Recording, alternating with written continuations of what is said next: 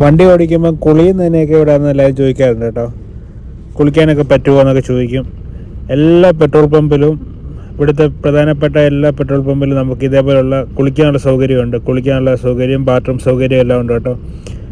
ഇത് ലൗസ് എന്ന് പറയുന്ന ഒരു പെട്രോൾ പമ്പിലെ നമ്മുടെ റെസ്റ്റ് റൂമാണ്.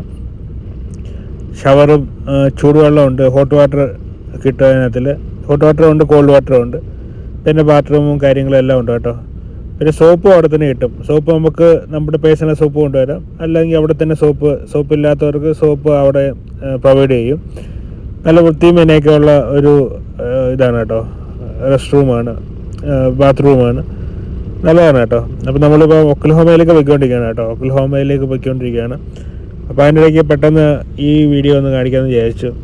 പലരും ചോദിക്കാറുണ്ട്, ഇങ്ങനെ കണ്ടിന്യൂസ് ആയിട്ട് യാത്ര ചെയ്യുന്ന സമയത്ത് കുളിക്കാനൊക്കെ ഉള്ള സൗകര്യം ഉണ്ടോയെന്ന് ചോദിക്കും.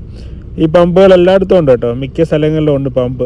എല്ലാ സ്റ്റേറ്റിലും ഉണ്ട്. നമുക്ക് ആ പമ്പിലെല്ലാം ഇതേപോലെ സൗകര്യമുണ്ട് കേട്ടോ. ഇത് ലൗസിൻ്റെ പമ്പാണ്. ഇതേപോലെ ഫ്ലൈയിങ് ജെ ഉണ്ട്, ടി എ ഉണ്ട്, ടി എ ട്രാവൽ സെൻറ്റർ, അങ്ങനെ ഒരുപാട് പമ്പ്, പല പല കമ്പനികളുടെ പമ്പുകളുണ്ട്. അവിടെ എല്ലാം നമുക്ക് ഈ സൗകര്യം ലഭ്യമാണ്.